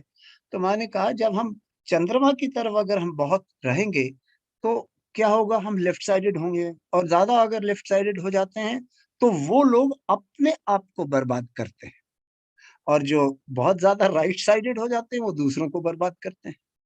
सो दोनों ही गलत हैं। सो माँ ने कहा हमें सेंटर में रहना है। और सेंटर में क्या है, फिर माँ ने समझाया कि जो धरती की एक्सिस है, एक्सिस को हिंदी में क्या धुरी बोलते हैं, धरती की जो एक्सिस है ये कोई ऐसी लाइन नहीं है। आप ये समझ लीजिए कि अगर नॉर्थ पोल से साउथ पोल तक एक लाइन बना दी जाए, ये कल्पना है केवल, अगर नॉर्थ से साउथ एक लाइन बना दी जाए तो वो धरती की एक्सिस होगी। और अगर वो धरती के जो धरती का जो मास है, उस वजन जो है टोटल धरती का, उसके सेंटर से ये लाइन निकाली जाए तो उसको एक्सिस बोलते हैं। और ये एक्सिस क्यों इंपॉर्टेंट है, मतलब समझना क्यों जरूरी है, क्योंकि जो धरती की रेवोल्यूशन होती है, जो धरती घूमती है, वो अपने एक्सिस के चारों तरफ घूमती है, और एक्सिस के चारों तरफ इतनी स्पीड से घूमती है, मिसाल के तौर पे इसकी स्पीड है 30 किलोमीटर पर सेकंड। तो अगर धरती के अंदर ये ग्रेविटी ना होती तो हम लोग तो झूम रहे होते। सो मैंने समझाया कि धरती के अंदर अपनी एनर्जी होती है, और ये जो एक्सिस है धरती की, यही हमारी सुषुम्ना नाड़ी है, यही धरती की सुषुम्ना नाड़ी। और इस एक्सिस के अंदर माँ ने बताया कि धरती की अपनी इंटेलिजेंस है, मतलब उनकी बुद्धिमानी जो है वो इस एक्सिस के अंदर होती है। और धरती सब जानती है किस तरीके से क्लाइमेट चेंज होनी है, दिन रात बनने हैं, और सो जो कुछ भी होता है कुदरत में, वो धरती जो करती है वो सब हमारे भले के लिए करती है, और वो सब समझती है हमारे बारे में। इसी तरीके से जब इंसान अपनी सुषुम्ना नाड़ी पर रहता है तो वो बैलेंस में रहता है, ना वो लेफ्ट की तरफ जाता है ना वो राइट की तरफ जाता है, दोनों तरफ खाई है। मतलब अगर आप ज्यादा राइट साइडेड हो जाओ तो भी आप अपने आप को बर्बाद कर दोगे, और अगर ज्यादा लेफ्ट साइडेड हो जाओ तो भी आप बर्बादी के रास्ते पर चलोगे। तो ये समझाया, पर ये वैज्ञानिक रूप से समझाया। फिर और फिर माँ ने समझाया कि जब धरती बनाई गई तो सबसे पहले जब सूर्य की एनर्जी ये प्लांट्स के ऊपर, पौधों पर पड़ी, तो उससे क्या पैदा हुआ, कार्बन। अब आप जानते हो ना कार्बन क्या है, आपको पहले जो प्रवचन माने समझाए उनके अंदर बताया था कि कार्बन को जब इंस्ट्रूमेंट्स के द्वारा देखा गया तो मतलब कार्बन का जो एटम है उसके अंदर क्या मिला, उसमें अगर आप बाएं और दाहिने से देखो तो स्वास्तिक और ओमकार दिखाई पड़ता है, ऊपर और नीचे से देखो तो अल्फा और ओमेगा दिखाई पड़ते हैं। और मैंने कहा ये गणेश जी भी हैं, और वही जो गणेश हैं वही जीसस क्राइस्ट हैं। सो कहने का तात्पर्य ये है, कार्बन के बिना कोई जीव नहीं हो सकता। सो कार्बन एलिमेंट बनाया गया। कार्बन के साथ साथ फिर मैंने समझाया कि सागर के अंदर से नाइट्रोजन निकली, और नाइट्रोजन की वजह से हमारे फिर कार्बोहाइड्रेट्स बने। कार्बोहाइड्रेट मतलब कि ये जो आप चावल खाते हैं, आटा खाते हैं, ये कार्बोहाइड्रेट्स। सो अगर कार्बोहाइड्रेट्स बने, जीव बने, तभी तो जीवन जो है धरती पर लोग बने। सो माने मतलब वैज्ञानिक रूप से इस बातों को समझाया। फिर ये भी बताया कि नाइट्रोजन से ही एमिनो एसिड या एमाइनो एसिड जैसे माँ कहती हैं, एमाइनो एसिड्स बने, और एमाइनो एसिड्स के कॉम्बिनेशन से हमारे जन्म शुरू हुए। पहले एमीबा, फिर केकड़ा, वो क्या होता है, वो बने, और फिर जो ये विष्णु जी के 10 अवतार हैं, ये बनने शुरू हुए। वो दिखाता है ना कि किस तरीके से एवोल्यूशन हुई, उत्क्रांति हुई मानव जाति की। सो ये माँ ने समझाया। सो इस तरीके से इस प्रवचन में माँ ने ये समझाने की कोशिश करी है कि वैज्ञानिक रूप से इस धरती पर कैसे जीव बने और कैसे हमें रहना है। ये खास तौर से माँ ने बताया कि इंसान की जो सुषुम्ना नाड़ी है, जो जो उसके अंदर जो ब्रह्म नाड़ी है, वो बहुत ही कंस्ट्रिक्टेड, मतलब बहुत ही नैरो पैसेज होता है। और जितना हम ध्यान करते हैं, जितनी गहराई से ध्यान करते हैं, उतनी उतना ये नाड़ी जो है खुलती जाती है। और जैसे ही खुलती जाती है, वैसे ही हम गहरे बनते जाते हैं। सो मैंने कहा कि और सब बातें छोड़ दीजिए, आप किसी दिन खाना खाएँ, ना खाएँ, काम पे जाएँ, ना जाएँ, उसका कोई फ़र्क नहीं पड़ता, बट ध्यान को नहीं छोड़ना है, रोज़ाना ध्यान अवश्य करना है। फिर माँ ने समझाया कि जिन लोगों की ब्रह्म नाड़ी अच्छी होती है, जिस मतलब डेवलप होती है, उनके अंदर कलेक्टिव सामूहिक चेतना जो है वो ज़्यादा होती है। और जिनके अंदर ये सिकुड़ी हुई होती है, वो कलेक्टिव नहीं होते ज़्यादा।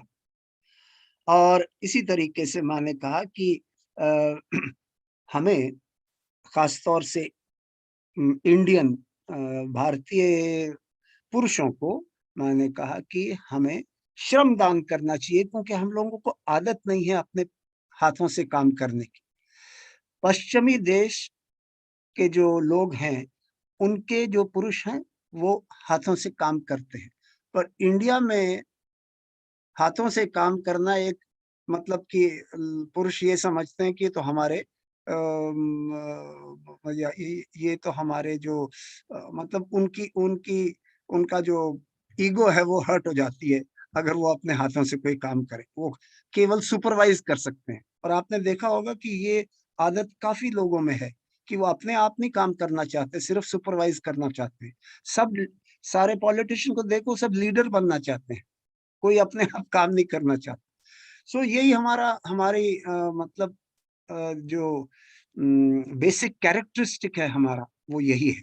और तो इसके अंदर मैंने कहा जो लोग पश्चिमी देशों में रहते हैं, वो इस लिहाज से बेहतर हैं। पर जो इंडियंस हैं, वो किसमें बेहतर हैं? वो उनको पता है कि उनकी परंपरा क्या है, कुंडलिनी क्या है, वो मतलब उसके उनके अंदर ये ज्ञान है, पर काम नहीं करना चाहते। ज़्यादा डिज़ायर्स हैं, मतलब इच्छा बहुत है, सोच-विचार बहुत है, प्लानिंग बहुत है, पर काम कम है। ये तो आपने देखा ही है अपने देश में। और वहाँ पर क्या है कि इतनी ज़्यादा सोच-विचार नहीं है, वो कार्य बहुत करते हैं, इसी वास्ते वो डेवलप हो चुके हैं।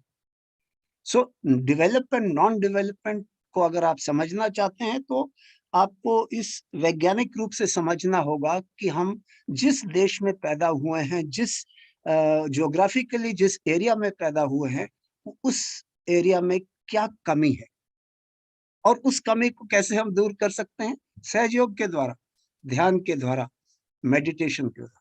सो ये था माँ का प्रवचन। बहुत ही सुंदर प्रवचन है और इसको समझने के लिए थोड़ा वक़्त लगता है। आइए, माँ को धन्यवाद करते हैं। परम पूज्य श्री माता जी, आज जो आपने हमें ज्ञान दिया है और ध्यान की सुंदर अवस्था दी है, उसके लिए हम सब बच्चे आपके बहुत-बहुत आभारी हैं। आपको कोटि-कोटि प्रणाम। माँ, अगर हमसे आज के पूरे प्रोग्राम के दौरान कोई गलती हो गई हो, कृपया हमें क्षमा कर दीजिए। जय श्री माता जी, आपको संडे का प्रोग्राम का तो याद होगा कि इस संडे भी 11 बजे सेल्फ रियलाइजेशन, सवाल जवाब, क्वेश्चन आंसर और थोड़े से ध्यान, ये प्रोग्राम संडे को होगा। 10:30 बजे मंच खुल जाएगा, 11 बजे प्रोग्राम शुरू होगा। तो आइए, आप सबको भी हम धन्यवाद करते हैं और कल सुबह मिलते हैं, पहले सुबह की मेडिटेशन के लिए, उसके बाद 11 बजे। जय श्री माता जी।